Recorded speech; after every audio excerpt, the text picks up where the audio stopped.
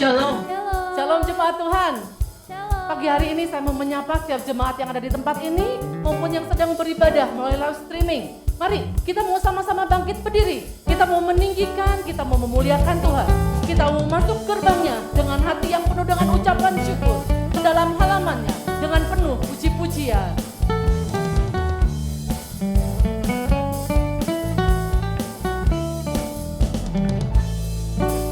Mari masuk gerbangnya dengan hati bersyukur, halamannya dengan pujian, penuhi baitnya dengan nyanyian syukur.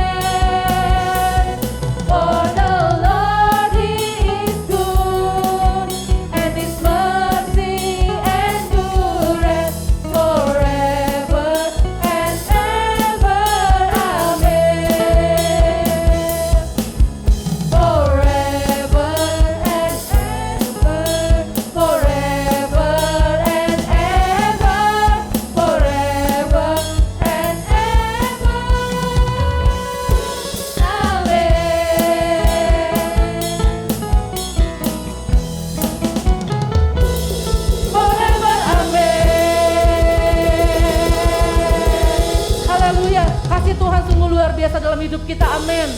Silakan duduk.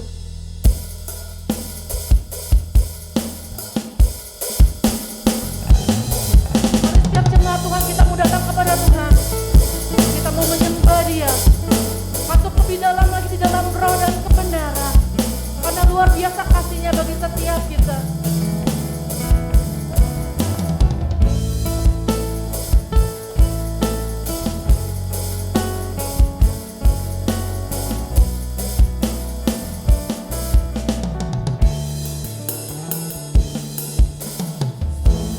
Besar setiamu, nyata di sepanjang hidup.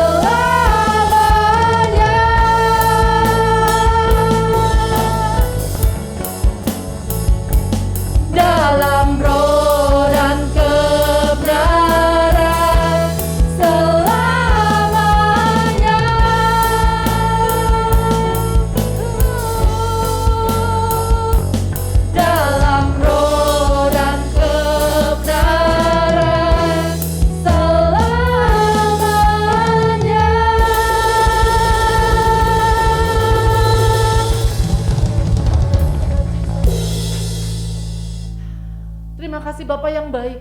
Kami percaya saat ini, waktu kami sama-sama berkumpul memuji menyembah Engkau, maka Allah yang dahsyat itu hadir di tengah-tengah kami. Dan Allah yang bertata atas pujian dan penyembahan kami. Mari Tuhan, bawa setiap jemaat-Mu yang hadir pada pagi hari ini untuk semakin ditenggelamkan di dalam roh-Mu, semakin ditenggelamkan di dalam kasih-Mu, semakin ditenggelamkan dalam pengurapan-Mu Tuhan. Bawa kami, untuk kami boleh menyembah Engkau di dalam roh dan kebenaran. Terima kasih Bapa yang baik. Kami siap untuk memuji Tuhan, kami siap untuk menyembah Tuhan, bahkan kami siap untuk menjadi berkat bagi banyak bangsa. Terima kasih, hanya dalam nama Tuhan Yesus Kristus kami sudah berdoa dan mengucap syukur. Sama-sama yang percaya kita katakan, amin. Tetap bangkit berdiri. Dia adalah benteng hidup kita. Dan kalau kita berjalan bersama Dia, maka tidak ada yang perlu kita takut, tidak akan perlu kita gentar. Berjalan bersamamu,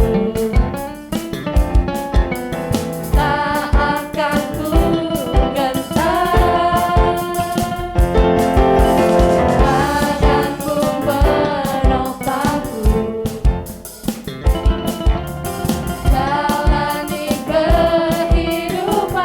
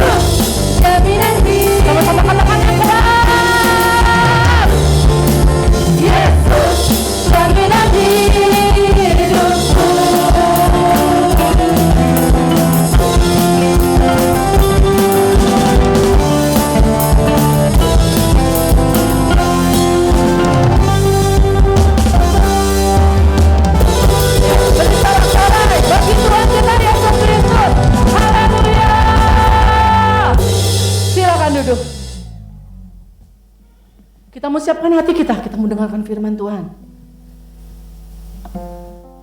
Apapun yang kita alami saat ini, mungkin banyak badai yang menghadang kita, tapi kita percaya bahwa kasih Tuhan akan senantiasa ada bersama-sama dengan kita.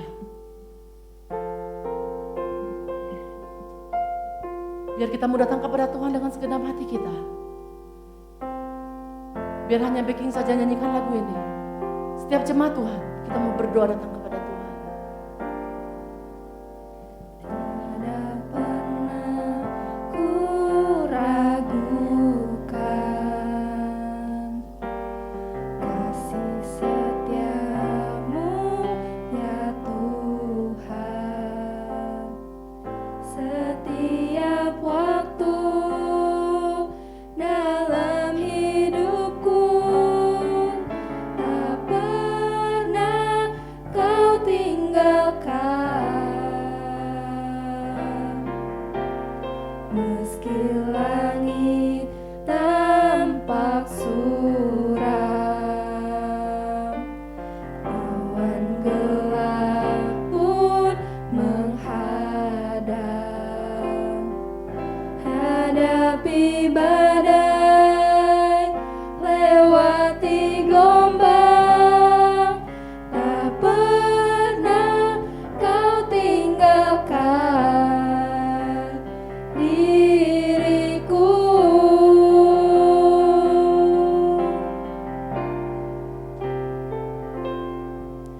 Walau seribu rabah di sisiku, kau tetaplah Allah penolongku. Walau 10.000 rabah di kananku, takkan ku goyah sebab Yesus sertaku.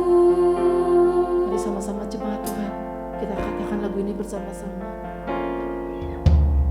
Tiada pernah ku ragukan kasih setiamu ya Tuhan. Setiap waktu dalam hidupku tak pernah kau tinggalkan.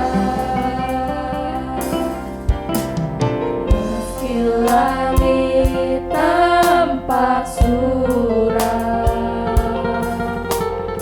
awan gelap pun menghadang. Hadapi badai, lewati gelombang, tak pernah kau tinggalkan diriku.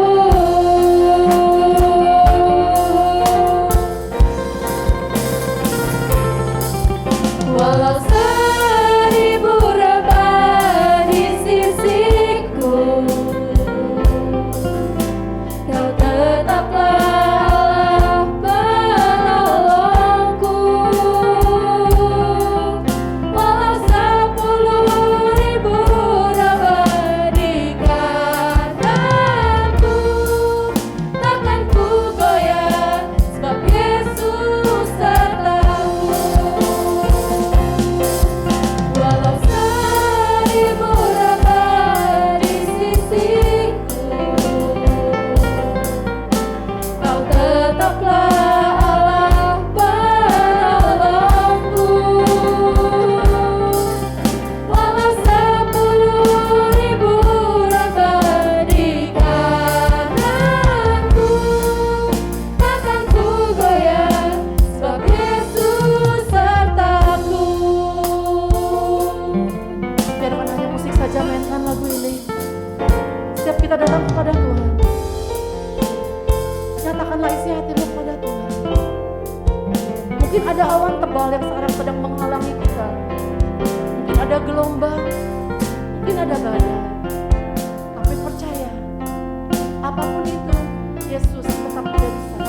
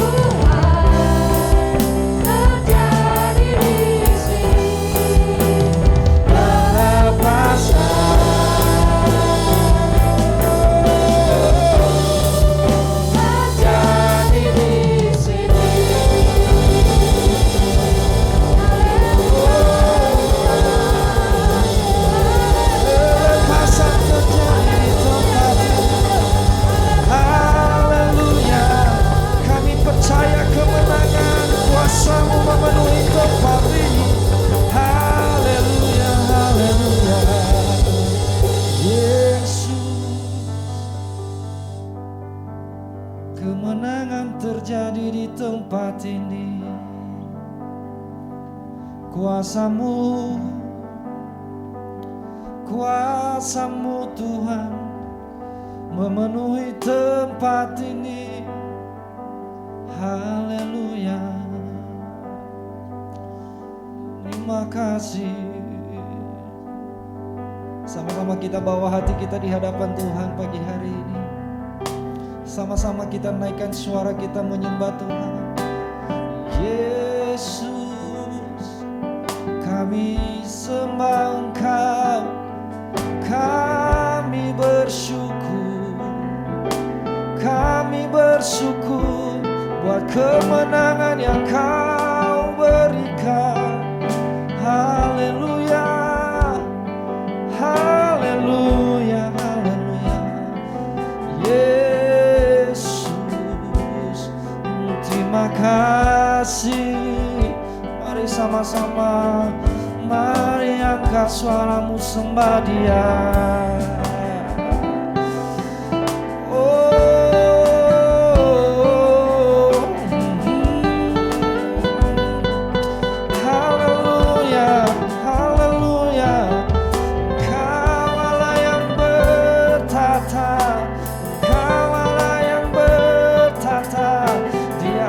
Segala puji sembah. Haleluya, haleluya. Terima kasih. Oh, haleluya. Kami mau nikmati hadirat-Mu bersama-sama. Terima kasih. Terima kasih.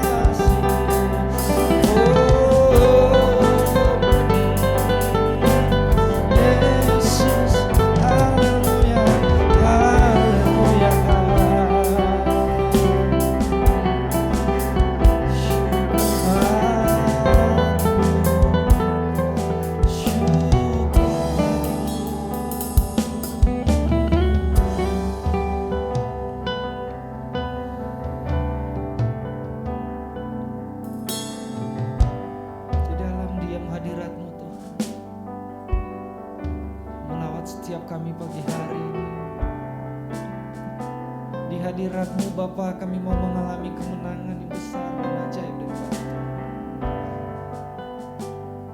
Di hadirat-Mu kami mau mengalami kuasa Allah. Yesus, terima kasih.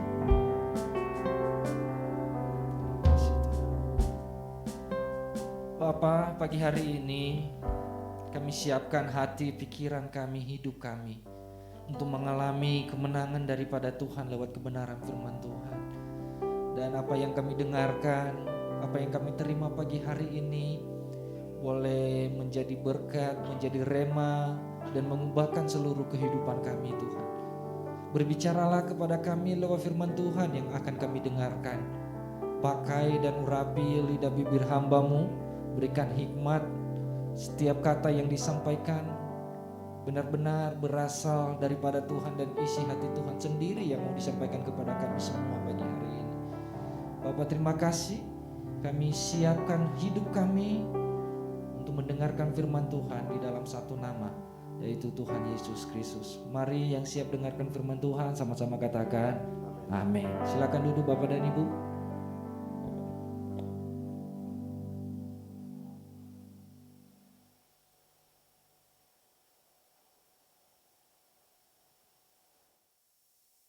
Puji Tuhan. Selamat pagi saudara sekalian. Kita berada di bulan Desember, di mana bulan ini biasanya dipakai untuk merayakan hari kelahiran Tuhan Yesus Kristus.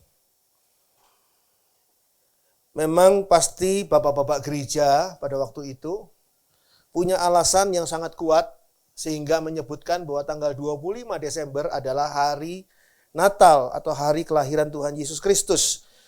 Meskipun di dalam penelitiannya, di bulan Desember di tanah Yahudi di sana, itu tuh musim dingin, musim hujan, musim salju kadang-kadang turun. Jadi rasanya nggak masuk akal kalau gembala-gembala itu menggembalakan kambing domba di musim dingin, di musim hujan. Sehingga diteliti lebih jauh lagi tentang tanggal-tanggal oleh para ahli dan didapatkan bahwa hari Natal adalah pada hari raya Tabernakel atau dalam istilah bahasa mereka adalah Sukkot yang dirayakan seringkali selama 1 minggu. Sehingga menurut ketentuan Taurat, tanggal kelahiran Yeshua HaMashiach, Yeshua HaMashiach ini adalah Yesus Kristus dalam bahasa mereka, jatuh pada tanggal 15 Tishri. Atau kalau di dalam tanggalan kita, Gregorian, itu di akhir September atau di awal Oktober. Itu lebih masuk akal karena apa? Pada tanggal-tanggal itu, waktu-waktu itu adalah musim panas. Sehingga masuk akal kalau para gembala menggembalakan kambing domba di tengah malam. Kenapa? Ya kalau menggembalakan kambing domba di siang hari, panas sekali cuacanya. Sehingga mereka menggembalakan kambing domba di tengah malam. Cari suasana yang lebih dingin, yang lebih sejuk. Dan itu masuk akal. Tapi kita nggak usah berdebat, nggak usah resah dengan tanggal. Yang penting bukan tanggal Natalnya. Yang penting adalah kita memaknai Natal itu. Atau kita memahami makna Natal. Dan pagi hari ini, salah satu pelajaran penting di hari Natal atau di kisah Natal akan kita terima. Saya mengajak kita semua membaca dari Lukas 2. Lukas 2 ayat 8 sampai dengan ayat 11. Ini mungkin sudah disinggung oleh Pak Junius pada minggu yang lalu pada saat saya nggak ada.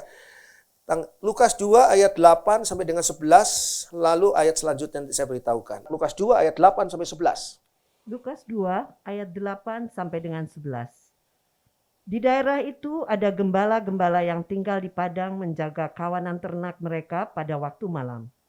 Tiba-tiba berdirilah seorang malaikat Tuhan di dekat mereka, dan kemuliaan Tuhan bersinar meliputi mereka, dan mereka sangat ketakutan. Lalu kata malaikat itu kepada mereka, "Jangan takut, sebab sesungguhnya aku memberitakan kepadamu kesukaan besar untuk seluruh bangsa.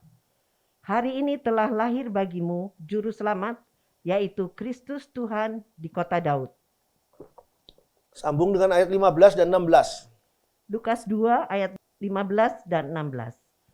Setelah malaikat-malaikat itu meninggalkan mereka dan kembali ke sorga, gembala-gembala itu berkata seorang kepada yang lain, "Marilah kita pergi ke Bethlehem untuk melihat apa yang terjadi di sana, seperti yang diberitahukan Tuhan kepada kita." Lalu mereka cepat-cepat berangkat dan menjumpai Maria dan Yusuf dan bayi itu yang sedang berbaring di dalam palungan. Apa kira-kira yang menjadi respon atau tanggapan saudara ketika saudara mendengar sebuah berita? Ya, tergantung beritanya mungkin ya. Kalau pada suatu hari saudara sudah pergi ke kantor dan istri saudara menelpon saudara dari rumah, saudara sudah berada di kantor, lalu istri saudara mengatakan, "Itu anaknya Pak Eko masuk ke dalam sumur, kecemplung ke dalam sumur." Saudara mungkin bertanya, "Pak Eko siapa ya?" "Eko tetangga kita." "Oh, kasihan dia. Aduh, bahaya itu."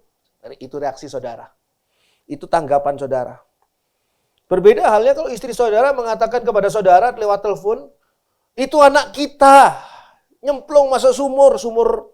Bukan sumur pompa ya, sumur pompa terlalu kecil ya. Si sumur timba. Pasti saudara akan segera pulang dari kantor dan saudara akan segera berusaha untuk mengetahui keadaan anak saudara. Jadi responnya ini tergantung dari apa beritanya. Ketika ada berita bahwa ini saham turun, cepat-cepat tanggapannya apa? Beli saham itu, kan gitu. Ini saham lagi naik, cepat-cepat jual saham itu, kan gitu. Itu respon yang normal. Tanggapan respon selalu diberikan tergantung dari beritanya. Pada malam hari itu, para gembala menerima berita yang sangat penting. Berita yang kita terima seringkali juga merupakan berita yang sangat penting. Tapi apa gunanya berita penting itu? Kalau tidak ada responnya, kalau tidak ada tanggapannya. Saudara beritahukan kepada ibu-ibu DRT itu. Sekarang lagi ada diskon 70% di mall di sana. Wah, ibu-ibu itu langsung menyerbu mall itu. Saudara pindah, kasih tahu. Di mana? Di pekuburan Pandu. Sekarang ada diskon 70%. Saya rasa saudara nggak akan melihat mayat-mayat itu bangkit dan pergi ke mall itu dan membeli. Tidak ada respon. Padahal beritanya penting loh. Jarang-jarang 70% diskon seluruh all item gitu ya. Hanya karena ini Natal. Pastilah menyerbu, pastilah penuh, parkir penuh dan sebagainya. Sampai diusir-usir. Memang berita yang kita terima seringkali merupakan hal yang penting, tapi tidak ada gunanya kalau tidak disertai dengan peran yang seharusnya. Berita itu bahkan tidak punya peran apa-apa kalau tidak ditanggapi.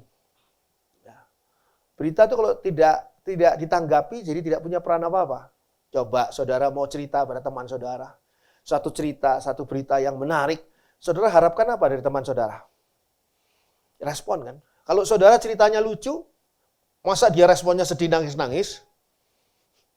Saudara kecewa kalau responnya seperti itu. Kalau saudara ceritanya cerita yang tegang atau cerita yang berakhir dengan sebuah misteri, saudara berharap responnya dari teman saudara itu pasti, lalu bagaimana? Lalu gimana ceritanya? Gimana? Pengen tahu. Kan gitu.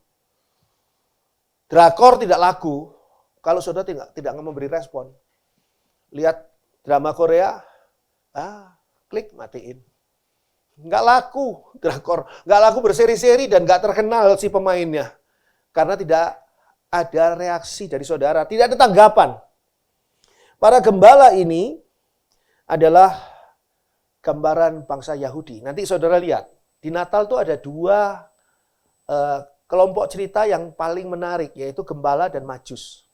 Gembala dan majus tidak datang bersamaan. Saudara, saya beritahu, gembala dan majus tidak datang bersamaan. Gembala datang pada waktu bayi Yesus masih bayi, masih di palungan. Tapi majus datang ketika Yesus kurang lebih berumur 1 tahun. Nah, saudara perlu bedakan hal ini. Para gembala ini adalah gambaran bangsa Yahudi. Adalah gambaran orang-orang yang sederhana. Gambaran orang-orang pada umumnya. Pekerja biasa. Para gembala ini adalah gambaran orang-orang yang tidak kaya. Ya kalau dia kaya, dia tidak perlu jadi gembala. Dia nyewa orang untuk jadi gembala, kan gitu. Dan para gembala ini datang dari lokasi yang dekat. Di sini kandang Bethlehem, ya nggak berapa jauh, disitulah tempat gembala-gembala. Jadi saya perhatikan di sini, para gembala adalah gambaran bangsa Yahudi. Gambaran orang-orang sederhana pada umumnya. Gambaran orang-orang tidak kaya, gambaran orang-orang yang berada di lokasi dekat. Berbeda dengan orang Majus. Orang Majus adalah gambaran orang non-Yahudi. Orang Majus dari timur, dari Sinear. Mungkin malah mereka tuh orang-orang satu bangsa dengan orang-orang Babel. Jadi bukan bangsa Yahudi, non-Yahudi. Dan kedua, orang Majus itu adalah gambaran orang-orang cendekiawan, pandai. Kalau gembala, orang sederhana, perlu malaikat datang untuk memberitahu. Secara eksplisit, malaikat memberitahu, ada kelahiran juru selamat, kan gitu. Tapi kalau orang Majus nggak perlu diberitahu. Dia bisa membaca bintang. Dari situ mereka tahu, ini ada raja orang Yahudi yang lahir. Orang pandai mereka itu. Dan orang Majus adalah gambaran orang kaya. Apa coba yang dipersembahkan oleh gembala kepada bayi Yesus? Bayi Yesus tidak terima apa-apa. Tapi dari orang Majus, emas mahal harganya. Sampai hari ini emas masih mahal. Kemenyan dan mur. Ini barang-barang pada zaman itu juga mahal. Jadi ini gambaran orang kaya. Dan orang Majus datang dari mana? Dari timur, naik onta. Jalan jarak jauh. Gambaran orang-orang dari tempat yang jauh. Beda sama gembala. Gembala mah jalan kaki nyampe ke Bethlehem. Kalau orang Majus jalan kaki, wah itu sekian tahun berikutnya baru nyampe ke Tuhan Yesus ini. Enggak, mereka jaraknya jauh. Jadi kita lihat di sini bahwa Tuhan Yesus datang untuk orang-orang yang jauh maupun yang dekat. Untuk orang-orang yang kaya maupun orang-orang yang tidak kaya. Untuk orang-orang biasa saja maupun orang-orang yang cendekiawan. Untuk orang-orang Yahudi maupun untuk orang-orang non-Yahudi. Itu sebabnya kenapa kok gambarannya gembala dan majus. Dari mana saya tahu bahwa Tuhan Yesus ketika Majus datang, Tuhan Yesus tuh berumur 1 tahun kurang lebih ya. Karena Herodes menyuruh membunuh seluruh bayi di usia 2 tahun ke bawah. Jadi Tuhan Yesus pasti belum berusia 2 tahun lebih. Dan Tuhan Yesus tidak dalam rupa bayi yang baru lahir. Seringkali kalau kita punya gambaran tentang Natal itu Majus, gembala, pikiran kita dikacaukan oleh apa? Oleh gambaran kartu Natal. Di mana di kartu Natal seringkali bayi Yesus di palungan, Maria, Yusuf, ada domba-domba, ada lembu sapi, kandang, terus ada orang Majus dan ada gembala. Gembala tidak pernah ketemu dengan orang Majus loh. Kenal juga enggak, family bukan. Jadi saudara lihat di sini, seringkali gambaran itu salah. Saudara kalau mau tahu gambaran tentang Natal yang benar, pelajari Alkitab. Maka saudara nanti akan mendapatkan gambaran luar biasa ya Tuhan datang. Tuhan datang untuk orang-orang yang biasa saja, juga termasuk untuk orang-orang yang pandai. Untuk orang-orang yang sederhana maupun orang yang kaya. Untuk semua orang ternyata. Tapi ada reaksi yang sama. Ada respon yang sama, ada tanggapan yang sama yang diberikan oleh baik gembala maupun orang Majus. Ketika para gembala ini menerima berita penting dari malaikat Tuhan, dikatakan tadi ayat 10 dan 11. Lalu kata malaikat itu kepada mereka, "Jangan takut sebab sesungguhnya aku memberitakan kepadamu kesukaan besar untuk seluruh bangsa. Hari ini telah lahir bagimu Juru Selamat, yaitu Kristus, Tuhan di kota Daud." Perhatikan di sana, aku memberitakan kepadamu kesukaan besar bagi kamu. Oh enggak ya, salah kalimatnya. Aku memberitakan kesukaan besar untuk seluruh bangsa. Aku memberitakan kepadamu kesukaan besar bukan cuma bagi kamu, tapi bagi seluruh bangsa. Hari ini telah lahir bagi seluruh bangsa. Oh enggak. Hari ini telah lahir bagimu Juru Selamat, yaitu Kristus. Saudara ngerti bahasa Indonesia pasti ya. Jadi malaikat ini memakai kata ganti seluruh bangsa dengan kata ganti mu. Karena apa? Kelahiran Yesus itu adalah hal yang pribadi. Bisa saja istrinya menerima Yesus sebagai Tuhan dan Juru Selamat, suaminya enggak. Atau sebaliknya, suaminya menerima Tuhan Yesus sebagai Juru Selamat, istrinya enggak. Anak-anaknya menerima Yesus sebagai Juru Selamat, orang tuanya enggak. Orang tuanya menerima Yesus sebagai Juru Selamat, tapi anak-anaknya enggak. Bisa saja, karena apa? Kelahiran Yesus ini bagimu. Tapi ini kesukaan besar bagi seluruh bangsa. Berita penting dari malaikat. Lalu, apa yang menjadi tanggapan para gembala ini? Ayat 15 dan 16.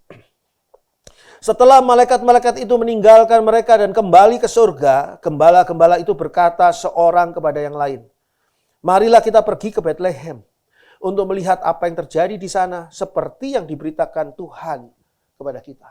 Tidak ada sedikit pun keraguan dari gembala yang belum pernah kenal dengan malaikat-malaikat ini. Bahwa berita yang disampaikan oleh malaikat ini bukan hoax, bukan hoax. Ini adalah berita yang benar. Dan mereka langsung memberikan tanggapan, responnya apa? Dikatakan tadi, marilah kita pergi ke Bethlehem. Saudara bisa bayangkan kalau seandainya malaikat datang kepada gembala dan menyampaikan berita penting dan gembala itu cuma gini, "Oh, telah lahir bagimu." Oh, terus tetap aja tidur malah gembalanya. Nggak mau pergi ke Bethlehem. Mereka nggak akan bertemu dengan bayi Yesus. Sehingga dikatakan di sana, lalu mereka ayat 16, santai-santai, ngesot-ngesot, berangkat. Enggak. Mereka cepat-cepat berangkat dan menjumpai Maria dan Yusuf. Seperti orang takut ketinggalan kereta api mereka. Cepat-cepat mereka. Coba saudara lihat, ada antusiasme di situ dari para gembala. Padahal kalau mereka jalannya santai juga nyampe lah ke Betlehem. Dekat kok kandangnya. Sejauh orang jalan, santai aja. Dalam waktu sekian menit atau sekian jam, Yesus nggak jadi dewasa. Santai aja, tetap di situ, tetap di kandang. Tapi enggak. Mereka, dikatakan oleh firman Tuhan, cepat-cepat berangkat dan menjumpai Maria dan Yusuf dan bayi itu yang sedang berbaring di dalam palungan. Mereka seolah-olah takut kehilangan momentum. Sekarang kalau saudara pergi ke gereja, saudara takut kehilangan momentum enggak? Atau saudara santai saja. Nantilah, kan masih puji-pujian, belum firman Tuhan. Telat loh kamu, apa-apa. Telat juga nggak ada sanksinya apa-apa, santai saja. Itu masih bagus loh, lebih bagus ketimbang, saya nggak mau ke gereja, saya mau ikut live streaming aja. Padahal saudara, live streaming itu disediakan bagi orang-orang yang tidak bisa ke gereja. Dan kebanyakan adalah orang-orang luar kota, bahkan orang-orang luar negeri. Atau orang-orang yang tidak bisa ke gereja. Kalau saudara bisa ke gereja, ya lebih baik ke gereja. Dan ini adalah satu respon, reaksi. Dan reaksi ini adalah sepenuhnya free will. Sepenuhnya kehendak bebas setiap orang. Saudara mau ngasih reaksi apa?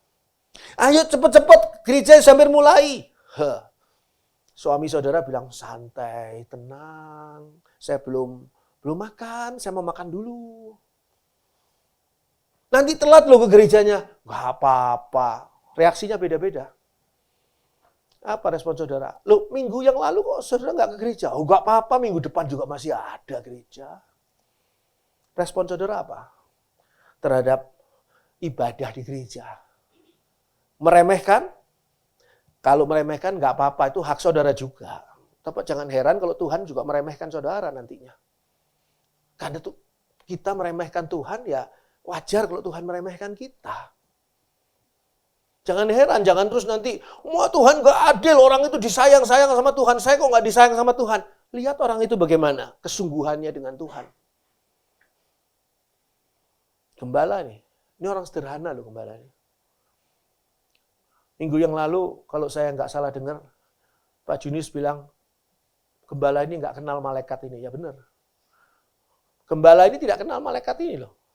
Ini ngomongnya benar nggak sih? Dan gembala ini belum pernah didatangi malaikat. Dan malaikat belum pernah datang lagi selama 400 tahun Tuhan diam. Jadi satu momentum yang sungguh-sungguh istimewa. Tapi lihatlah reaksinya, tanggapannya, responnya gembala. Langsung mereka pergi dan cepat-cepat mereka datang. Padahal tidak ada jam besuknya loh. Kalau di rumah sakit ada, cepat loh ini jam besuknya sudah hampir habis nih. Kita mau besukin orang di rumah sakit. Mau besukin bayi Yesus di rumah sakit. Nah, itu mungkin ada jamnya. Kalau di kandang Betlehem, 24 jam sehari. Nggak usah cepet-cepet lah gembala. Ngapain cepet-cepet? Tapi enggak. Karena ada gejolak di dalam hatinya. Ada antusias. Ada kerinduan. Ada merasa membutuhkan. Kalau saudara mulai menjalin pacaran, ini mulai menjalin pacaran loh ya. Bukan yang sudah menikah 20 tahun, itu lain urusannya. Menjalin pacaran, pengennya cepet-cepet. Ketika aduh ini kok masih Senin sih, padahal pacar saya janji akan jemput saya nanti hari Sabtu malam Minggu. Malam Minggu juga sebutlah jam berapa? Jam 7. Mau diajak pergi makan. Ini kok lama sekali masih jam 1 siang ya. Saudara pengen cepet terjadi. Itu kalau memang masih pacaran beberapa bulan. Ya, kalau memang sudah menikah 20 tahun memang agak beda. Oh kok cepat sekali sih kamu datang? Kamu kok cepat sekali sih pulang dari kantor? Saya belum selesai masak, saya belum selesai bersihkan, rapihkan rumah. Kamu kok sudah datang dari kantor sih? Udah pergi lagi sana ke kantor lagi. Yo, kantor yang mana? Kantor yang lain juga boleh dah. Reaksi gembala. Sehingga para gembala mendapatkan hasil yang baik dari berita penting itu. Kalau saudara baca pada ayat 20 dikatakan begini, ayat 20. Maka kembalilah gembala-gembala itu sambil memuji dan memuliakan Allah. Sebelumnya enggak loh. Pertemuan dengan bayi Yesus mengubahkan seseorang, mengubahkan gembala ini. Sambil memuji dan memuliakan Allah karena segala sesuatu yang mereka dengar dan mereka lihat, semuanya sesuai dengan apa yang telah dikatakan kepada mereka.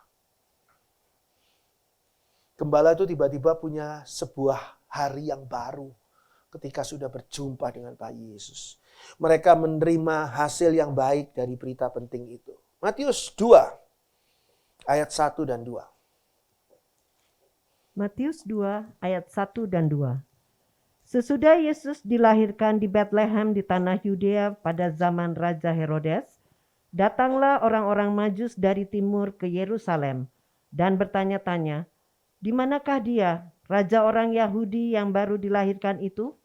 Kami telah melihat bintangnya di timur dan kami datang untuk menyembah dia." Orang-orang Majus dari timur. Timur mana? Timurnya Yerusalem. Itu daerah Sinear situ. Daerah Iran. Itu memang orang-orang yang terkenal dari sejak dulu menekuni perbintangan. Bukan horoskop ya. Perbintangan tapi perjalanan planet-planet bintangnya. Planet dan bintang. Ini adalah tadi sudah saya sebutkan gambaran orang non-Yahudi. Gambaran bukan orang Yahudi, gambaran orang cendekiawan. Orang-orang yang pandai, orang-orang yang kaya, dan orang-orang dari lokasi yang jauh. Dia mendapatkan berita penting itu dari mana? Dari melihat bintangnya di timur. Lalu apa tanggapan mereka? Segera mereka pergi ke Yerusalem untuk menyembah dia. Ayat 2. Dikatakan di sana. Pada Matius pasal 2. Dan bertanya-tanya, di manakah dia raja orang Yahudi yang baru dilahirkan itu? Kami telah melihat bintangnya di timur dan kami datang untuk menyembah dia. Saya rasa orang Majus ini agak terlambat datangnya karena apa? Karena perjalanan jauh. Zaman dulu belum ada pesawat. Kalau zaman sekarang mungkin orang Majus sudah naik pesawat. Dan Yesusnya masih kurang lebih sebesar yang Yesus yang dilihat oleh gembala. Kalau ini jauh perjalanan. Jauh pakai kesasar lagi. Karena logikanya ini bintang raja. Bintang raja ini pasti kalau lahir di orang-orang Yahudi, pasti lahirnya di Yerusalem lah. Mana ada kepikir satu ide bahwa seorang raja lahir di kandang. Itu ide dari mana sih? Allah itu terlalu kreatif loh. Kenapa mesti mainstream kata Allah? Yesus nggak perlu lahir di rumah sakit, Yesus nggak perlu lahir di bidan beranak, apalagi dukun beranak. Yesus tidak perlu lahir di hotel. Yesus tidak perlu lahir di kerajaan, walaupun dia adalah raja di atas segala raja. Yesus mari kita ciptakan, kata dalam hatinya Allah mungkin ya. Saya belum tanya pada Allah tentang ini. Kita ciptakan Yesus lahir di kandang Betlehem. Itu kreativitas ide yang luar biasa. Mana kepikir coba. Orang Majus datang ke sana. Dan ketika orang Majus datang ke sana, orang Majus datang ke mana? Istana Herodes. Kenapa istana Herodes? Karena Herodes itu adalah raja orang Yahudi pada waktu itu. Bangsa Yahudi pada waktu itu sedang dijajah oleh Romawi. Tapi diperkenankan mereka punya raja-raja boneka. Bukan boneka dijadiin raja, tapi raja-raja yang dijadiin boneka oleh Romawi. Diatur oleh Romawi, digencet oleh Romawi. Disuruh menguasai rakyatnya oleh Romawi. Kalau rakyatnya kacau-kacau, ada masalah, si raja ini suruh gempur rakyatnya sendiri. Tentara Romawi nonton dari jauh, hore, perang. Romawi itu luar biasa, pinternya. Herodes raja orang Yahudi. Ya tentu saja ini datang ke istana orang Yahudi. Raja orang Yahudi, para Majus ini. Dan kalau saudara membaca ayat ini, dikatakan di sana, Ketika Raja Herodes mendengar hal itu, terkejutlah ia beserta seluruh Yerusalem. Nanti saya akan khotbahkan di khotbah Natal tentang hal ini. Bahwa Raja Herodes terkejut. Tapi paling tidak saudara bisa lihat dahulu ayat ini dan mengatakan, ketika Raja Herodes mendengar hal itu, terkejutlah ia beserta seluruh Yerusalem. Sampai di situ saudara merasa Herodes ini terkejut karena apa nih? Karena dia tidak tahu ada raja orang Yahudi yang lahir atau karena apa?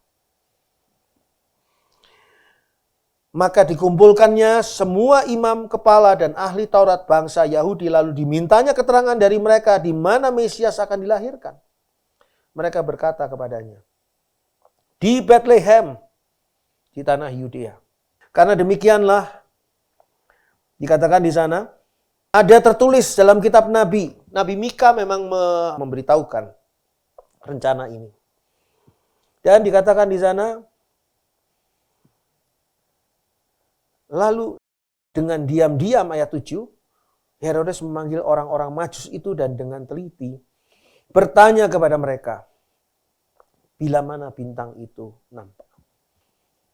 Orang-orang Majus ini segera memberikan tanggapan ketika mereka mengetahui bintang di timur itu menggambarkan tentang kelahiran raja. Lalu apa yang dihasilkan oleh orang-orang Majus ini? Mereka juga menerima hasil yang baik dari berita penting itu. Kalau saudara baca di sana ayat 9 sampai dengan ayat 11. Setelah mendengar, ya silahkan dibaca aja. Ayat 9 sampai 11 ini berita pentingnya, hasil dari berita penting yang diterima oleh orang Majus. Matius 2 ayat 9 sampai dengan 11. Setelah mendengar kata-kata raja itu, berangkatlah mereka. Dan lihatlah, bintang yang mereka lihat di timur itu mendahului mereka hingga tiba dan berhenti di atas tempat di mana anak itu berada.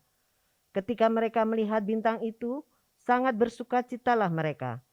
Maka masuklah mereka ke dalam rumah itu dan melihat anak itu bersama Maria ibunya, lalu sujud menyembah dia. Mereka pun membuka tempat harta bendanya dan mempersembahkan persembahan kepadanya, yaitu emas, kemenyan, dan mur.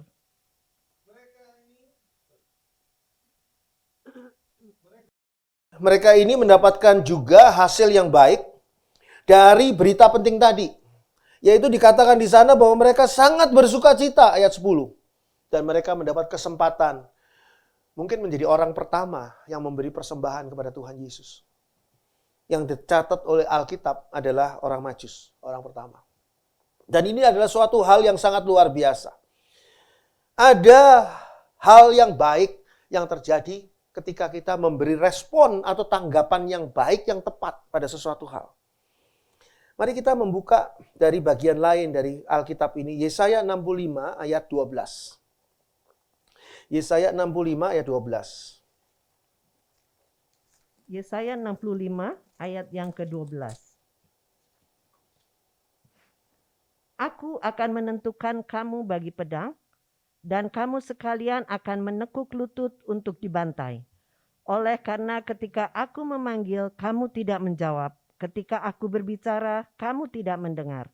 Tetapi kamu melakukan apa yang jahat di mataku, dan lebih menyukai apa yang tidak berkenan kepadaku. Orang mungkin mendengar akan firman Tuhan. Saudara sudah berapa kali mendengar firman Tuhan? Berapa banyak saudara mendengarkan khotbah? Mungkin saudara sudah sering kali mendengarkan firman Tuhan. Tapi masalahnya, apakah saudara memberi respon tidak kepada firman Tuhan? Saudara memberikan tanggapan atau tidak pada firman Tuhan? Ketika Tuhan memanggil, Tuhan mengharapkan apa? Tuhan mengharapkan kita menanggapinya dengan menjawab dia. Tapi bagaimana perasaan Tuhan ketika Tuhan memanggil dan kita diam saja dan kita tidak peduli? Saya yakin sebagai orang yang percaya beriman pada Tuhan Yesus, tiap hari Jumat, Sabtu, saudara akan ingat. Nanti besok hari Minggu adalah ibadah. Pasti. Tapi saudara bisa merespon dengan baik atau saudara mengabaikan. Nantilah minggu depan aja lagi. Apa kira-kira reaksi Tuhan ketika dia memanggil dan kita tidak menanggapinya dan tidak menjawab dia? Di dalam ayat yang baru kita baca, Aku akan menentukan kamu bagi pedang. Artinya apa? Nasibnya itu nasib ketemu pedang. Nasibnya itu ketemu kecelakaan. Aku akan menentukan kamu bagi pedang. Dan kamu sekalian akan menekuk lutut untuk dibantai. Menekuk lutut untuk dihabisi, untuk dibantai. Menyerah, tapi bukan ditolong. Menyerah, menekuk lutut untuk dibantai. Oleh karena apa? Oleh karena ketika aku memanggil, kamu tidak menjawab. Itu pentingnya ya. Kalau saudara dipanggil oleh Tuhan, saudara perlu menjawab dengan respon yang benar, yang baik. Ada orang-orang yang dipanggil untuk menjadi hamba Tuhan, untuk menjadi pendeta. Tapi orang-orang ini tidak mau aduh jadi pendeta, nanti saya makan apa jadi pendeta? Susah lah. Jemaatnya aja nyari uang susah bagi pendetanya. Hati-hati. Ketika kita menolak panggilan Tuhan untuk melayani Tuhan, Tuhan padahal sudah panggil kita untuk melayani Tuhan, tapi kita tolak. Firman Tuhan katakan, jangan salahkan kalau Tuhan itu menentukan kamu bagi pedang atau menekuk lututmu untuk dibantai. Karena ketika aku memanggil, kamu tidak menjawab. Ketika Tuhan berbicara, apa yang Tuhan harapkan? Tuhan mengharapkan kita menanggapinya dengan mendengar Dia. Berapa banyak coba firman Tuhan disampaikan dan orang yang harusnya mendengarkan firman Tuhan, dia tidak mendengarkan firman Tuhan. Apalagi di live streaming. Live streaming banyak sekali gangguan. Di gereja saja konsentrasi orang susah sekali untuk dihimpun selama 1 jam firman Tuhan untuk konsentrasi, itu sudah susah. Mereka main HP lah. Kalau yang bawa Alkitab mereka bongkar Alkitabnya, nemuin catatan-catatan, oh ini bekas dari mantan saya dulu, ini catatan ini surat kecil dari mantan saya dulu. Kalau yang bawa Alkitab, kalau yang nggak bawa Alkitab, lebih parah lagi. Pakai HP itu, dari ayat Alkitab pindah ke yang lain. Memang di silent atau mungkin pakai headset. Pindah ke yang lain, terus ketawa sendiri. Padahal pendetanya tidak lagi lucu loh. Tapi dia ketawa sendiri, ya itu saudara curiga loh. Itu orang itu lagi apa ya? Makanya orang-orang kadang-kadang suka nyari posisi duduk yang paling strategis. Di mana? Di belakang. Kalau di belakang tuh jarang dilihat soalnya. Padahal kalau saya khotbah saya selalu melihat yang belakang. Yang belakang ngantuk atau tidak. Kalau nggak ngantuk dia konsentrasi kemana? Saya beritahu pada saudara, ketika saudara buka HP, teman saudara di sebelah atau di belakang saudara bisa ngelihat loh apa yang saudara sedang buka. Dan saudara tidak sedang buka Alkitab, tidak sedang baca Alkitab. Seolah-olah kayak Tuhan itu sedang berbicara. Oh, yang berbicara Pak Andri bukan Tuhan. Loh, saya berbicara tentang firman Tuhan ini. Saya sedang membacakan firman Tuhan. Sedang menyampaikan firman Tuhan. Ini adalah dari Tuhan, bukan ngobrol tentang cerita saya. Kalau saudara ngajak saya berbicara, saya akan cerita soal Marvel. Saya akan cerita soal Marvel dari sejak nol banget ya.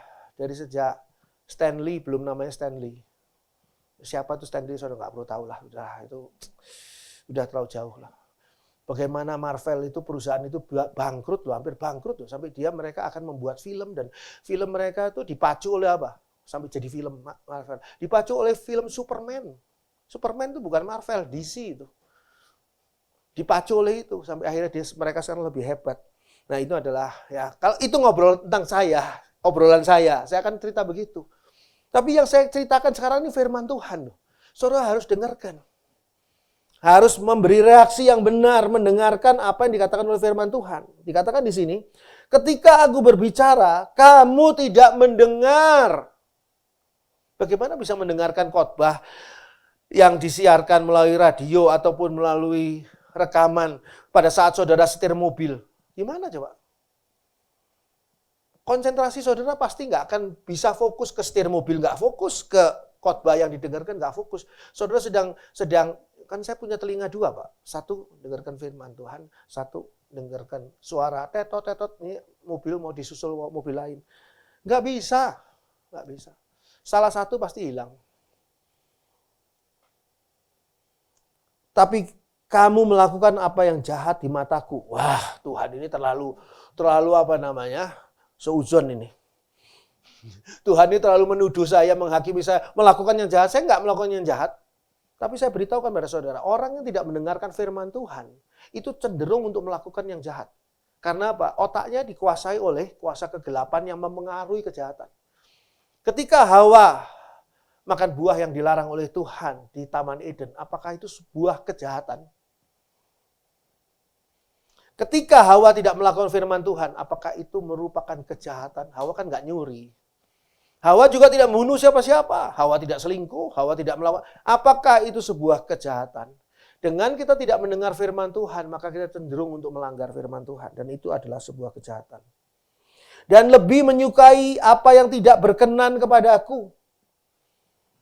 Tuhan berharap kita menanggapi Tuhan dan melakukan yang baik dan yang benar di hadapan Tuhan. Dan melakukan yang berkenan di hadapan Tuhan. Kalau saudara tahu itu tidak berkenan di hadapan Tuhan, kenapa kok dilakukan lagi? Ini kan bukan kali pertama saudara melakukannya. Saudara mungkin sudah pernah melakukannya dan menyesal, aduh saya kok melakukan begini, Tuhan ampuni saya, Tuhan ampuni dengan kasih-Nya yang luar biasa. Tapi besok lusa, berikutnya kembali melakukan lagi. Ya gimana Tuhan, saya masih manusia. Saudara bisa setiap saat dijadikan tidak manusia loh. Dijadikan sosok yang namanya mayat. Bisa loh. Dan pada saat itu tidak ada waktu lagi untuk minta ampun pada Tuhan dan memperbaiki hidup kita. Hati-hati. Tanggapan apa sih saudara? Tanggapannya apa? Responnya apa terhadap Tuhan? Responnya apa? Natal. Ada acara Natal. Respon saudara apa? Saudara datang ke acara Natal untuk apa?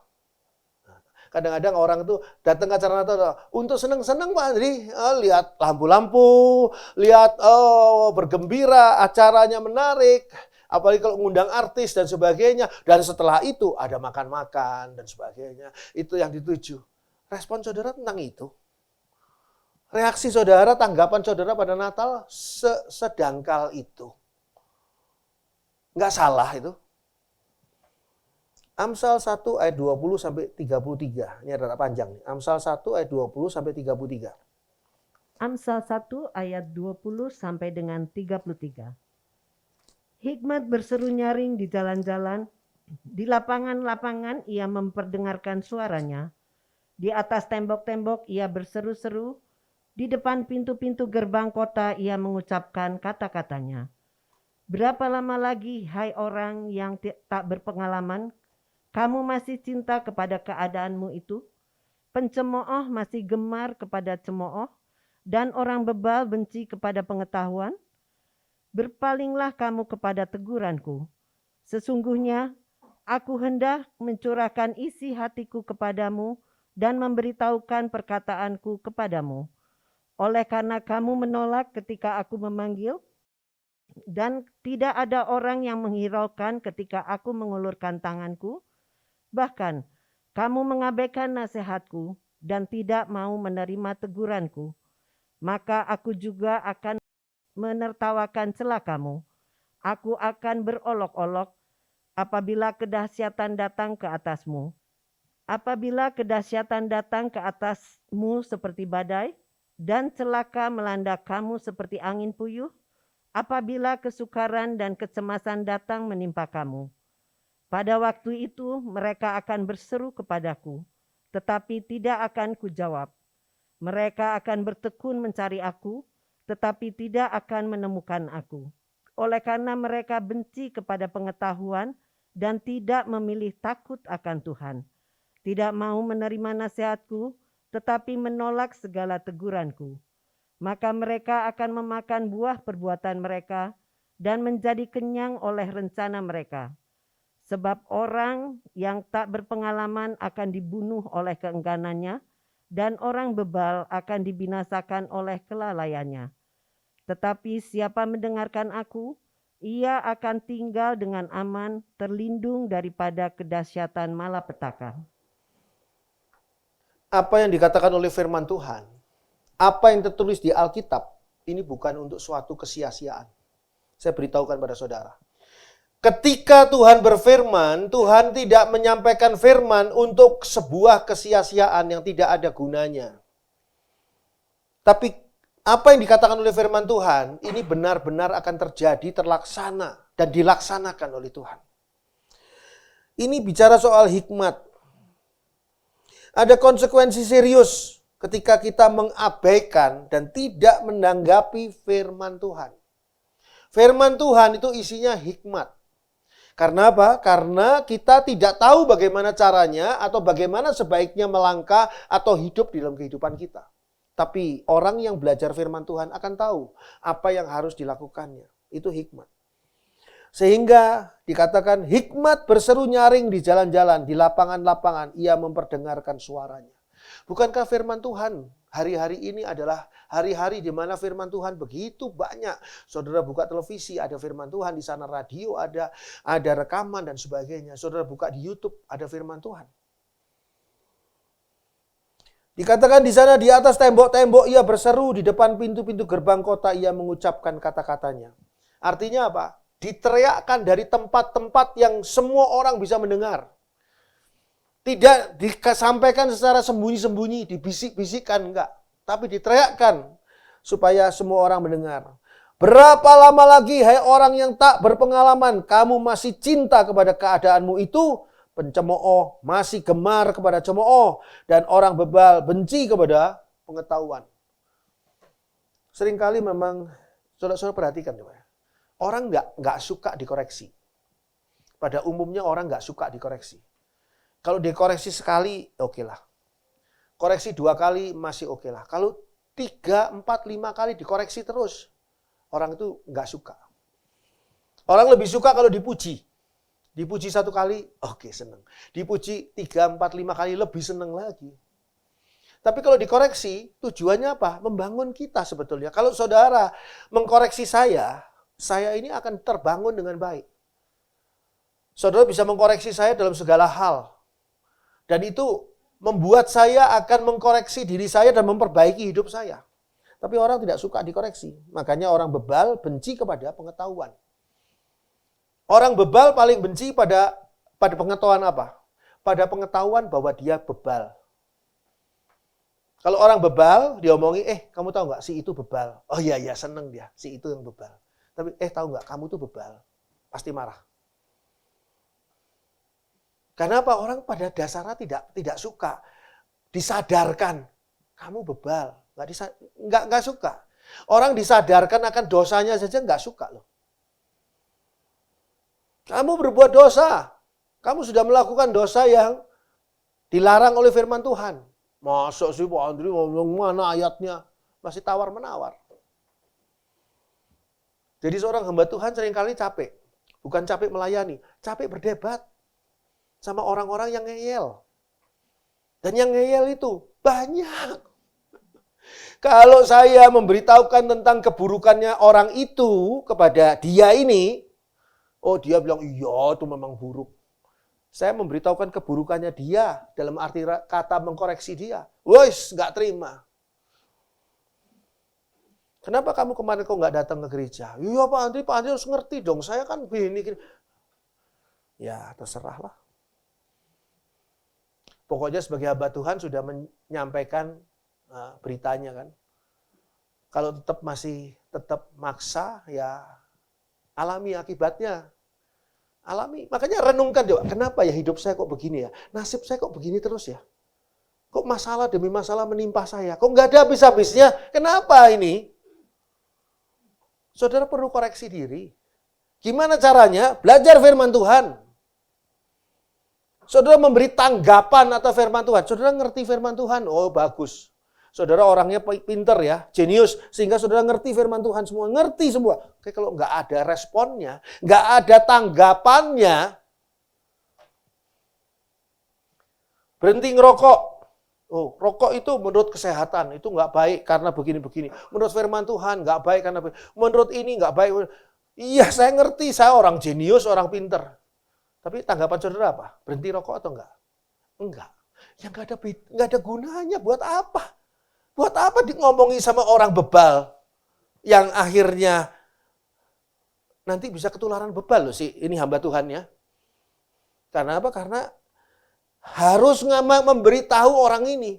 Makanya satu hal yang perlu hamba Tuhan pada umumnya perlu minta dari Tuhan. Tuhan berikan aku kesabaran. kesabaran untuk menghadapi orang yang ngeyel ini Tuhan.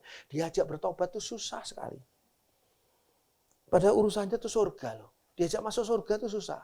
Coba diajak masuk neraka.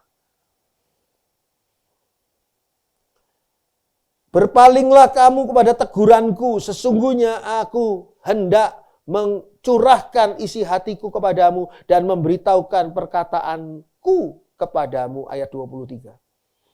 Oleh karena kamu menolak ketika aku memanggil dan tidak ada orang yang menghiraukan ketika aku mengulurkan tangan. Bahkan kamu mengabaikan nasihatku. Ayat 25. Dan tidak mau menerima teguranku, maka aku juga akan mentertawakan celakamu. Ini ayat firman Tuhan loh yang bilang, bukan saya loh. Ini Pak Andri pasti lagi kesel nih, makanya ngomong kayak gini. Enggak, ini ayat firman Tuhan, saudara baca. Baca sendiri. Baca sendiri.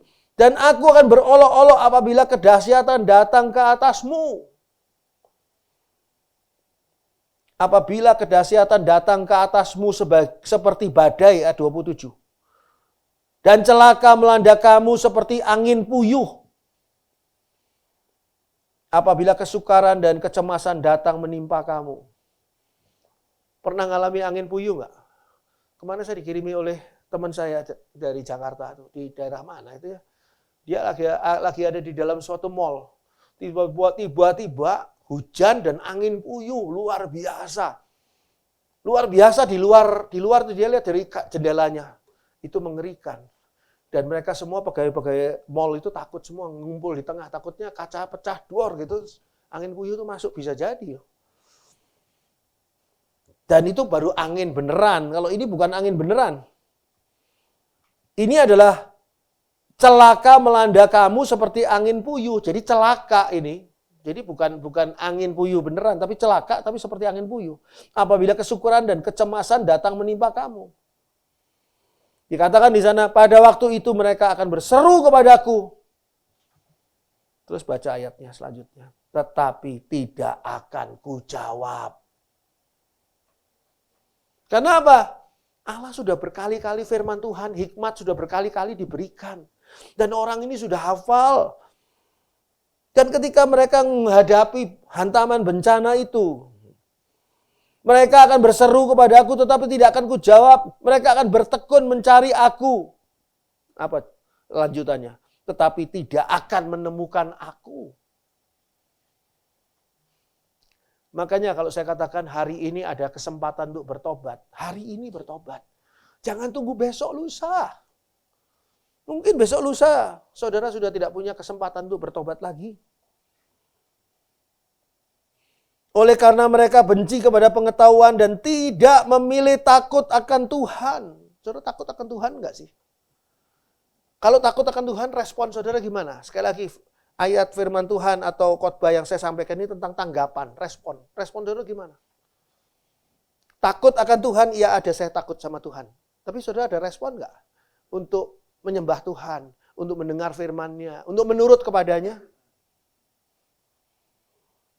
Tidak mau menerima nasihatku, tetapi menolak segala teguranku. Saya beritahukan pada saudara, teguran itu bisa ditolak. Teguran itu bisa ditolak.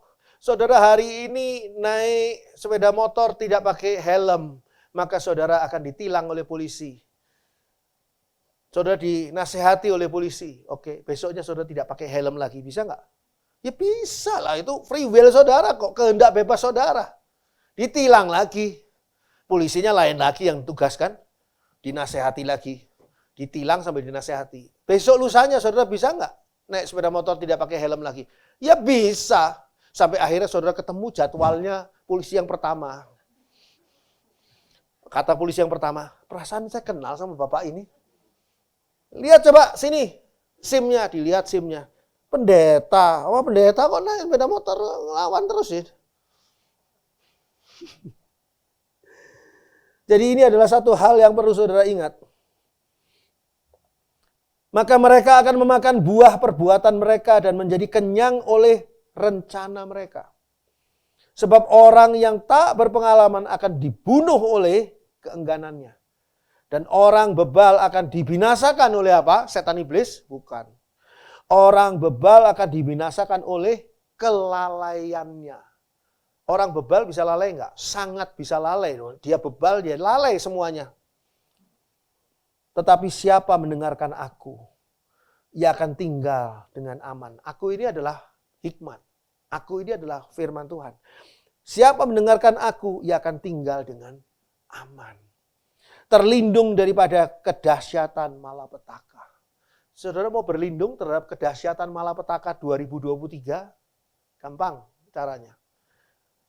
Dengarkan firman Tuhan, pahami firman Tuhan, lakukan firman Tuhan dalam hidup saudara, jalani 2023 bersama dengan Tuhan. Pasti saudara akan terluput dari segala bencana yang harus terjadi di tahun 2023. Saudara tidak bisa mengubah bencana itu supaya tidak terjadi, nggak bisa. Tapi saudara bisa terhindar dari bencana itu. Karena apa? Karena penyertaan Tuhan yang luar biasa. Wahyu 3 ayat 20. Wahyu 3 ayat 20. Lihat, aku berdiri di muka pintu dan mengetok. Jikalau ada orang yang mendengar suaraku dan membukakan pintu, aku akan masuk mendapatkannya dan aku makan bersama-sama dengan dia dan ia bersama-sama dengan aku. Gambarnya sering saudara lihat ya, gambarnya. Perhatikan di gambar yang terkenal itu ya, Tuhan Yesus mengetuk pintu. Itu terjemahannya pintu hati saudara. Terjemahannya pintu hidup saudara. Di gambar itu menarik. Karena tidak ada handle pintu dari luar. Handle pintu tidak ada dari luar. Jadi yang bisa membuka pintu itu adalah orang di dalam. Sehingga ayat ini boleh benar-benar berarti. Ya, nanti saudara lihat kalau punya gambar itu di rumah ataupun sekarang toko buku rohani rada langka sekarang. Nggak laku sih, jadi susah. Ya, buku rohani, lihat gambar di internet lah. Ya. Lihat aku berdiri di muka pintu dan mengetok. Tuhan Yesus tidak cuma berdiri di muka pintu dan diam saja, enggak. Tuhan Yesus berdiri di muka pintu dan mengetok. Jikalau ada orang mendengar suaraku dan ada orang enggak ya mendengar suara Tuhan Yesus itu? Kalau orang itu tidak tuli ya pasti dengar. Tapi juga tidak berhenti sampai mendengar. Tapi dikatakan di sini, mendengar suaraku dan membukakan pintu. Kadang-kadang begini loh, Tuhan Yesus tuh manja sekali sih. Kalau mau ada apa-apa ya masuk aja tuh. Nggak usah kayak ketok-ketok pintu nungguin dibuka. Membukakan pintu itu free will saudara. Sambutan saudara, tanggapan saudara, respon saudara. Atas ketukan Tuhan Yesus di pintu hidup saudara. Tuhan Yesus mau datang bawa keselamatan. Tuhan Yesus mau datang bawa berkat. Tapi masalahnya saudara memberi respon enggak? Membukakan pintu enggak? Menyambut Yesus enggak? Kalau ada orang mendengar suaraku dan membukakan pintu, aku akan masuk mendapatkannya. Tuhan Yesus enggak terus begitu dibukakan pintu terus, saya mau pulang, saya mau pergi. Tuhan Yesus PHP. Enggak.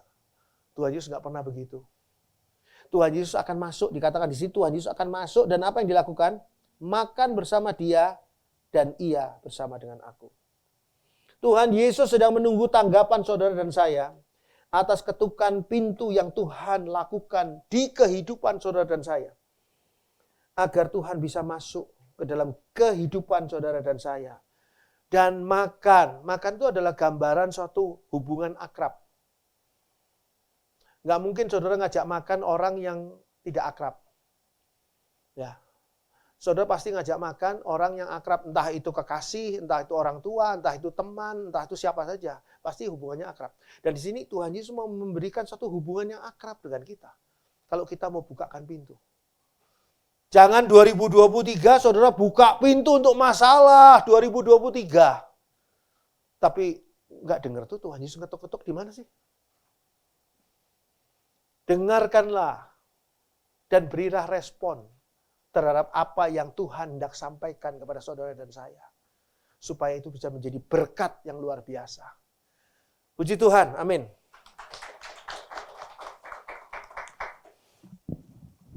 Ya Tuhan, ku percaya.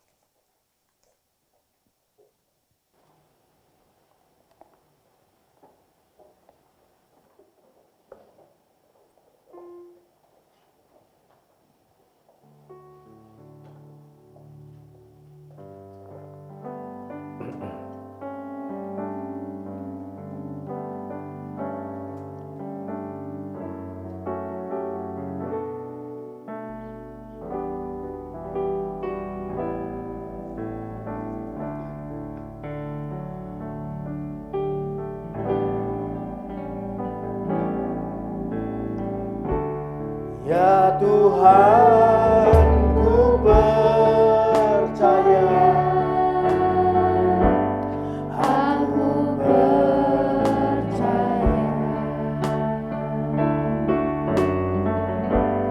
Lewati Lembah air mata, aku percaya. Aku percaya. firman-Mu yang amin. Aku percaya. Kemenangan sudah terjamin. Aku percaya. Katakan sekali lagi, ya Tuhan, ku percaya. Mari saja kita bangkit berdiri. Aku percaya. Aku percaya. Lewati lembah air mata, Aku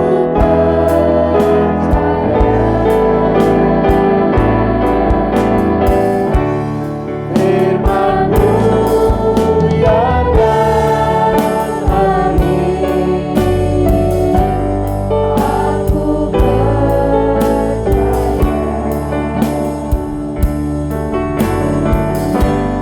Kemenangan sudah terjamin. Aku percaya.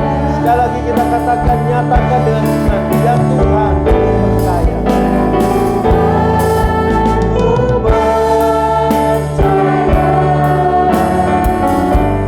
Aku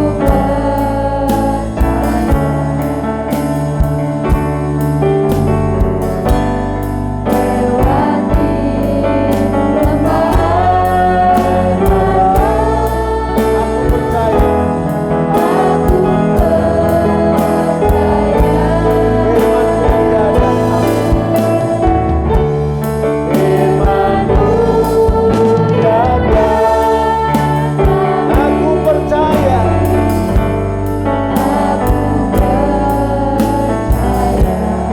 Kemenangan sudah Kau jamin. Kemenangan sudah terjamin. Aku percaya. Aku percaya. Bapa di dalam surga, terima kasih ya Bapa untuk firman-Mu.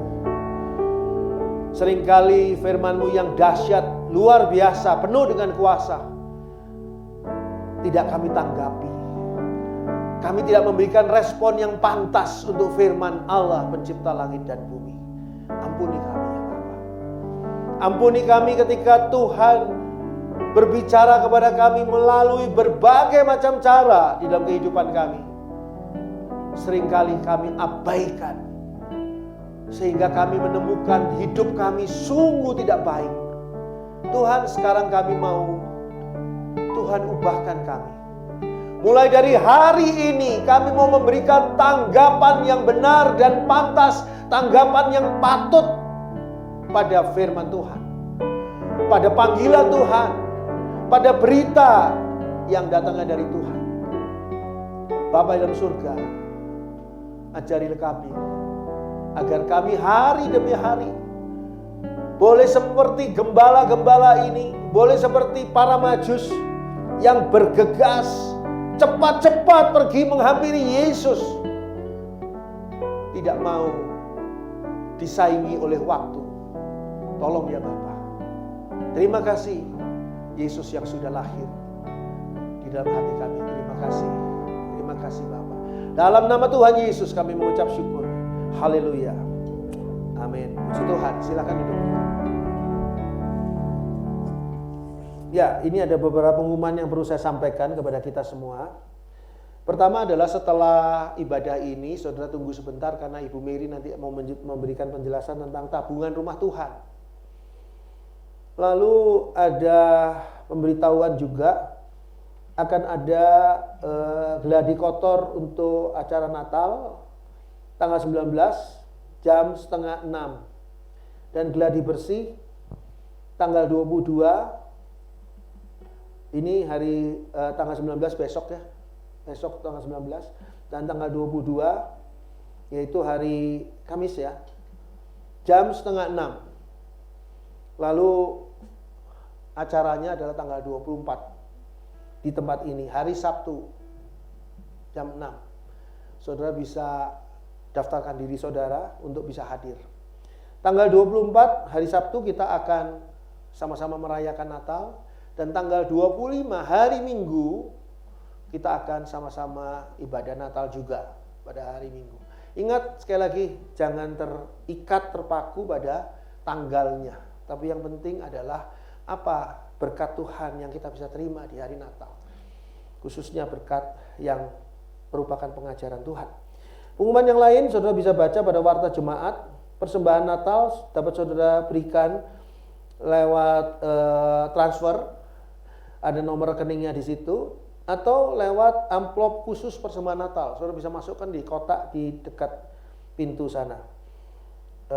Amplop khusus untuk persembahan Natal, dan semua persembahan Natal ini akan digunakan untuk keperluan Natal. Dan kalau nanti ada kelebihannya, maka kelebihannya itu akan digunakan untuk melunasi kekurangan sedikit lagi biaya sewa tempat ini untuk tahun 2023. Kita sudah bayar, tapi kurang sedikit lagi. Nanti Ibu Mary juga mungkin akan menjelaskan hal ini. Ya, itu untuk Natal ya. Tolong kalau yang ditransfer ditulisi ya, atau diberitahu, diberi beritanya adalah untuk Natal gitu ya. Biasanya supaya saudara tahu, biasanya persembahan Natal, sisa atau dana Natal itu biasanya saya gunakan untuk beli alat-alat. Tapi kali ini untuk bayar ini dulu kekurangan. Dan semua persembahan Natal akan didoakan pada saat kita ibadah Natal pada tanggal 24 yang akan datang. Lalu ada pengumuman di sana pada tanggal 22 hari Kamis, para pelayan Tuhan yang akan melayani di tanggal 24 dan tanggal 25, para pelayan Tuhan wajib hadir dalam persekutuan doa pengerja. Ingat ya, semua pelayan Tuhan, semuanya ini, bukan hanya yang main musik, bukan hanya pemimpin pujian dan backing vokal, semuanya yang mau melayani Tuhan dan betul-betul merasa diri sebagai pelayan Tuhan, datanglah di persekutuan doa puasa. Datanglah di persekutuan doa pengerja. Datanglah di persekutuan doa pengerja. Jadi semuanya. Supaya apa? Kita bisa berdoa bersama-sama dan kita bisa dibekali oleh firman Tuhan yang sangat khusus bagi yang melayani Tuhan. Dan kita boleh benar-benar melayani Tuhan dengan baik. Ya. Jadi saya harap jangan hanya datang untuk melayani saja, tapi datanglah untuk persekutuan doa pengerja. Masa sih Pak Andri yang lalu kok nggak ada? Ya, yang lalu kalau sudah yang lalu salah, masa mau terus salah? Perbaikilah. Tapi jauh, ya jauh itu harga yang harus kita bayar untuk melayani Tuhan. Orang Majus lebih jauh lagi datangnya sampai Tuhan Yesus sudah ada gedean coba. Jangan lawan-lawan lah. Nanti saya lama loh baca ininya, baca pengumumannya. Tanggal 1 Januari kebaktian tanggal 31 kebaktian akhir tahun jam 6 disertai perjamuan kudus, dan kita akan menerima ayat untuk memasuki tahun 2023, yaitu tahun menjaga kehidupan yang berkenan di hadapan Tuhan. Itu tahun yang temanya ini saya dapat dari saya sudah berdoa minta pimpinan Tuhan tema untuk tahun 2023 bagi GPKDI Tabernakel Kasih. Ini nanti akan berhubungan dengan ayat yang saudara akan terima. Padahal ayat yang saudara terima bukan saudara yang pilih, bukan juga saya yang pilih. Roh Kudus yang menuntun saudara untuk mengambil ayat itu. Bagi saudara yang belum pernah mengalaminya, nanti saudara bisa alami tanggal 31 dan tidak bisa diwakilkan. Ya, tidak bisa diwakilkan. Mereka yang tidak hadir ya tidak bisa menerima ayat itu. Jadi harus hadir memang. Tanggal 1 Januari kebaktian awal tahun 2023 jam 8 pagi disertai perjamuan kudus dan doa memasuki tahun yang baru. Jadi saudara mau ya pesta-pesta di akhir tahun silahkan, tapi 1 Januari jam 8 pagi sudah di sini dengan mata yang tidak mengantuk. Daftarkan diri saudara ya untuk Natal dan untuk akhir tahun, karena dikhawatirkan memang bakal penuh. Saya rasa itu saja. Dan setelah ini akan ada Natal wanita. Ya, persekutuan wanita mengadakan Natal. Dan ingat, kalau wanita mengadakan acara selalu ada. Nah, itu ya kita kejar itu. Saya sebentar lagi pindah ke kebaktian anak, karena di kebaktian anak hari ini Natal. Acara perayaan Natal, dan saya akan berdoa memimpin mereka untuk doa Natal juga di kebaktian anak ya. Jadi itu saja, dan nanti Pak Junius kembali ke sini ya. Kita akan bergantian posisinya, kebaktian anak dan ini ya. Oke, itu saja. Tuhan memberkati kita. Puji Tuhan. Puji Tuhan. Ini saatnya kita mau memberikan persembahan bagi pekerjaan Tuhan. Mari kita mau siapkan persembahan kita yang terbaik. Persembahan kita dapat dimasukkan ke dalam kantong-kantong yang sebentar akan diedarkan. Juga bagi jemaat yang mengikuti ibadah melalui live streaming, dapat juga memberikan persembahannya dengan cara mentransfernya ke nomor rekening yang ada di layar saudara-saudara sekalian. Selamat memberikan, Tuhan Yesus memberkati.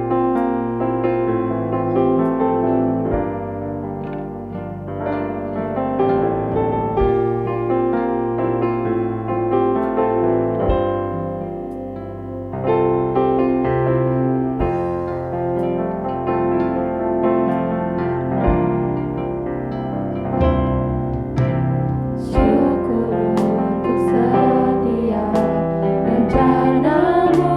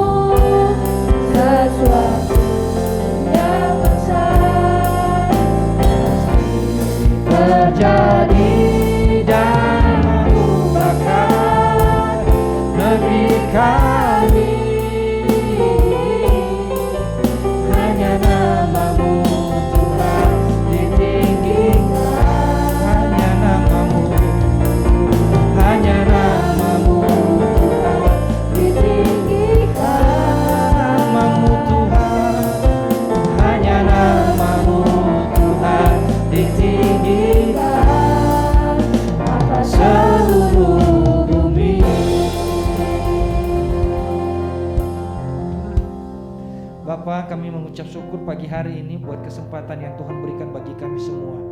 Kami boleh beribadah, kami boleh memuji menyembah Tuhan, kami boleh mendengarkan firman Tuhan. Semua oleh karena kasih dan kemurahan Tuhan bagi kami pribadi lepas pribadi. Bapa dalam surga, ada juga persembahan yang sudah dibawa di hadapan Tuhan pada pagi hari ini. Kiranya Tuhan sendiri yang akan memberkati setiap tangan-tangan yang dengan sukarela, dengan penuh keikhlasan ingin memberkati gereja Tuhan di tempat ini. Berkati dalam seluruh kehidupan, aspek kehidupan mereka ya Tuhan, dalam pekerjaan, keluarga, bisnis mereka. Bapa dalam surga, terima kasih. Kami juga berdoa buat hamba-Mu Pastor Andre yang sudah menyampaikan firman Tuhan bagi kami semua pada pagi hari ini. Kiranya Tuhan terus tambah-tambahkan hikmat, Tuhan terus pakai dengan pengurapan yang selalu baru daripada Tuhan, dan berikan juga kuasa-Mu, nyatakan kuasa-Mu dalam kehidupan hamba-Mu. Segala pergumulan, segala apa yang menjadi rencana, Tuhan sendiri akan menolong. Terima kasih Tuhan Yesus. Kami akan mengakhiri sebentar lagi ibadah kami, dan mungkin kami akan ada yang pergi atau pulang ke rumah kami masing-masing. Dan kami mohon Tuhan Yesus sendiri yang akan menjaga kami, memberikan kami perlindungan, menutup bungkus kami dengan kuasa darah Yesus. Jauhkan kami dari segala mara bahaya, jauhkan kami dari segala sakit penyakit, terlebih-lebih COVID-19 yang masih ada sampai saat ini. Tuhan, tolong proteksi setiap kami dengan kuasa Allah yang dahsyat dan luar biasa. Terima kasih Tuhan Yesus. Mari kita mengangkat tangan kita dan menerima berkat daripada Tuhan sendiri. Tuhan senantiasa mencurahkan Engkau dengan kasih karunia. Tuhan menghadapkan wajahnya kepadamu. Tuhan memberkati engkau. Tuhan senantiasa menyertai seluruh kehidupanmu. Engkau semakin naik dan bukan semakin turun. Apapun yang dikerjakan oleh tanganmu dibuat berhasil oleh Tuhan. Kasih, sukacita, damai sejahtera, dan kebahagiaan daripada Tuhan melingkupi, memenuhi seluruh kehidupanmu, seluruh keluargamu. Berkat yang berkelimpahan jasmani dan rohani akan menjadi bagian dalam kehidupanmu di setiap hari. Mulai saat pagi hari ini sampai Maranatha, Tuhan Yesus datang yang kedua kali. Di dalam nama Tuhan Yesus Kristus kami berdoa, mengucap syukur buat ibadah pagi hari ini. Haleluya.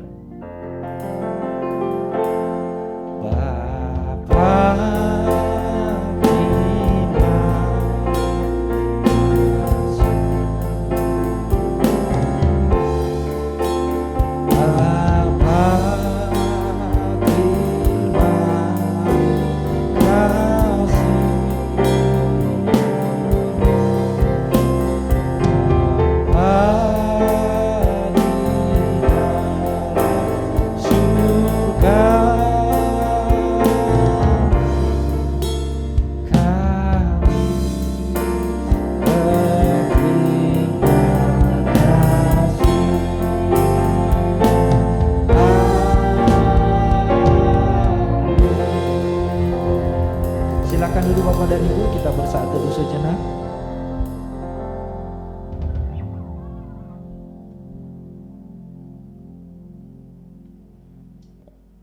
Selamat pagi, happy Sunday, Tuhan Yesus memberkati kita semua.